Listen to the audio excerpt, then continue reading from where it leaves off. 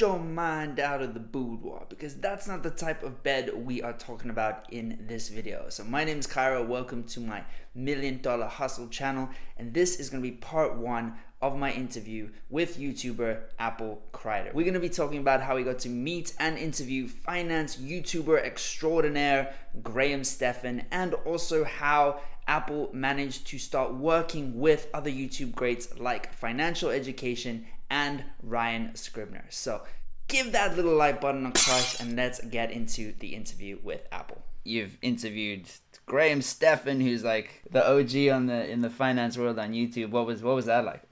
Yeah, that was pretty cool. So I met up with Graham at a conference in DC, I believe, a few years ago. And yeah, that interview, we didn't have video for it because we were actually sitting on his hotel room bed, so it wouldn't have made for a great shot. But it was really cool to sit down with him. I've been talking with him, honestly, for like a couple of years since I started my YouTube channel. He's just been like a really cool person to look up to. So it was great to kind of sit down with him, pick his brain a bit, ask him some questions that I kind of was always wondering about. So that was pretty cool as well, I gotta say. Man, that's amazing. So in terms of your, like, I guess, dive into the online and social media world, did you start with Instagram? Was it just starting posting for fun, or how did you really get into it? Yeah, good question. So my first real online hustle that I started was actually managing Instagram pages for bigger influencers. So people like Ryan Scribner, Jeremy from Financial Education. These were a couple of my early clients that I was helping them kind of manage their Instagram pages. We're talking like maybe 3.5 years ago at this point. I hit them up because I was growing an Instagram page myself. So I started this Instagram page, was a theme page. I think we called it like Successful Founders or something. And it was just kind of like your typical like business memes. I was just going into Canva, making some like silly little posts about like motivation and whatnot. But the page started taking off pretty quickly. I mean, within like a month or two, we were around like 50,000 followers. So it was gaining traction. And it was a lot easier to grow an Instagram page back then, to be honest with you. Like that was like 3-4 years ago. I imagine like nowadays it's a little bit tougher. But we were just kind of like posting good content. It was me and a buddy of mine. And so I kind of figured I knew the Instagram game a little bit. So I hit up, like I mentioned, like Ryan Scribner, Jeremy Financial Education, just these channels that I've been watching for a little while. And I was like, I really like what they're doing, but they suck at Instagram. Because at the time, they both had probably like 300,000 subscribers on YouTube, maybe 300,000 subscribers on YouTube, and like 2,000 followers on Instagram. And I was like, yo, these guys have no idea what's going on Instagram. I'm going to help them out. So I basically just hit them up and I was like, yo, I've been building my own Instagram page for a while. It's doing pretty well. I want to help you guys out. So I just offered to work for them for free, help them build their Instagram pages by making content for them. And that turned out really well. And both of them offered to pay me pretty much right off the rip. So my first month doing that, I made a couple $1,000s, and then that kind of grew, took on a couple more clients. And that kind of grew into like the first real business that I was running, just kind of managing Instagram pages for some of these like bigger influencers. Wow, that's incredible. So what was your kind of monthly takings from that at its peak? I at its peak maybe around $3,000. Nothing too crazy. I mean, I only really had like them two and maybe a couple other clients. At the peak, maybe I was working with like 6 different pages, charging them probably on average about $500 a month, anywhere from like $1,000 to $500 a month. So I'd say probably around $3,000 was the best month there, and that kind of lasted for a few months. But I didn't really take that too seriously because I knew that like long term, like growing Instagram pages wasn't really what I wanted to be doing, but it was a really good like starting kind of proof of concept as like at the time I was probably like 17, 18 years old, that I could actually like make some money online. Yeah, that's incredible. And the network that you were building right from that, this is amazing, because those guys all have huge followings now, and to be able to network with them, collaborate with them on your own YouTube channel must be pretty invaluable, right? Yeah, I mean, I really have to credit a lot of what I've been able to do over the last couple of years just to those relationships that I built, both, I mean, through that business, through the podcast, and just like all the relationships that I've been building. Because like in college, I was really focused on just like building relationship capital. Like I wasn't trying to make that much money in college. I was really just trying to like expand my network, meet the people that I wanted to meet, and just kind of make people more aware of me and build kind of that brand awareness around myself. And I think that went very well because now I'm out of college. I'm doing, I feel like, some pretty cool stuff. And it's a lot of that is definitely due to the connections that I was able to build over the last couple of years. For sure. Yeah, it's definitely a network game. Absolutely. So I did see a post, I think it was on your Instagram, that you were kind of shifting directions with Young Smart Money a little bit. moving a little bit away from interviewing social media type people, moving more towards other kind of entrepreneurs. Will you just let me fill in the gaps there a little bit? Yeah, so at the moment, Young Smart Money, I've been on a break probably for around 3 months just because I realized I had way too much stuff on my plate. I've got like 4 different businesses that I'm a part of right now. And so I realized something kind of had to give. I've run into situations in the past where I've just been like way too spread thin across too many different projects and whatnot. So I realized that I was kind of in that place again. And so I just had to kind of cut back on different things. So the podcast is one of the things that had to go for the time being. Definitely want to bring it back at some point. But yeah, for now, podcast is just kind of out of the picture. So I can focus on the other things that I'm getting more kind of fulfillment out of and I'm seeing more progress in. So yeah, at the moment, just kind of phasing that out. Okay. So of the plates, the multiple plates that are currently spinning, what would you say are your priorities? Yeah, that's a good question and something that I am working with every single day, just really trying to hone in on what my top priorities are. But I mean, the top 2 at the moment are Solidate and Creator Wealth. And these are 2 businesses that I've started both of these in 2021.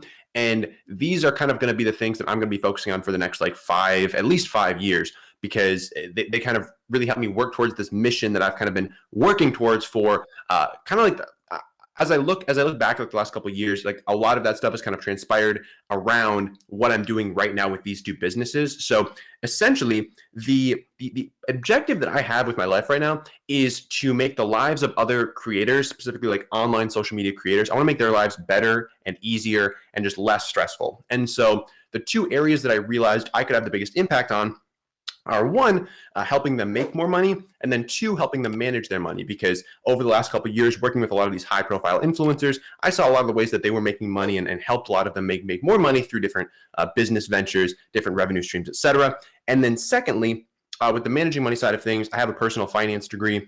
I have a financial planning firm in the state of New York. And so that's Creator Wealth, and that specializes in helping social media creators manage their money over time, helps them reach their goals. And it's kind of just a financial planning company that helps them, reach their goals through using money as a means to do that. So those are the 2 businesses that I'm working on right now. They kind of work hand in hand. A lot of the clients kind of overlap between both of them.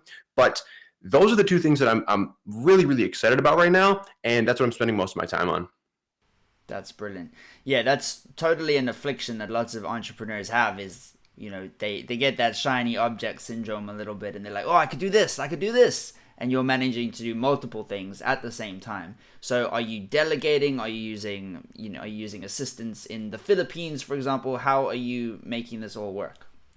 Yeah, so I'm a huge proponent of delegation, and I realized very quickly a few years ago that like I can't be the one to do everything, because I do have pretty big ambitions. I want to do pretty big things, and in order to do those things, it can't just be me. And so it's pretty humbling to kind of step back and realize that a lot of times like I'm not the best person to do different things. Like there's a lot of people that are way better at stuff than I am, and so by delegating, I can leverage my time. I can get things done better, and by someone who's more skilled at it than I am. So I'm a huge delegator. I've got assistants in the Philippines. I've got people in the US, different like college students and other young hustlers that I hired to help me out with stuff. But I'm big on delegation and just getting stuff off of my plate that doesn't need to be there, because with all the different projects that I'm working on, there's so much stuff to be done, and a lot of times it's not best for me to do it. And at the same time, like that helps me provide opportunities to the people around me, because different people I went to school with and just other people that I know in my life that are looking for different side hustles, like I can give them opportunities. I can give them a few $1,000 a month by helping me out with different stuff. So it's really cool to be able to do that and to like see, especially like in your community around you, like just helping people out with giving them ways to make some extra money is a really cool feeling. That's brilliant. So, just an example of the delegation, I think it would be pretty helpful. I mean, there's so many people starting YouTube channels, and you've had all these experiences with like Ryan Scribner and with financial education. So, how are you delegating with your YouTube channel, or are you doing most of it yourself?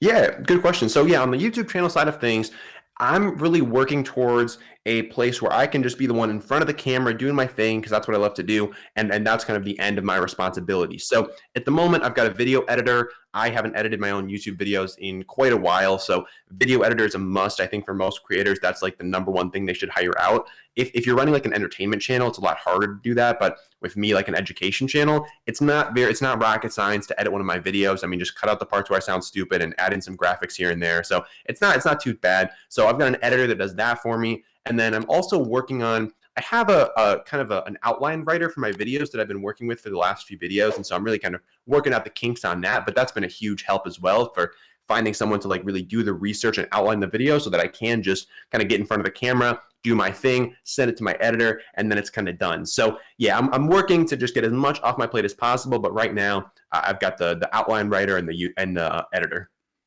Wow. So with the outline writer specifically, so that might be they would write the outline or the script or do the research that takes quite a long time in terms of what videos might rank. Are they doing that part, or are you still doing the research part?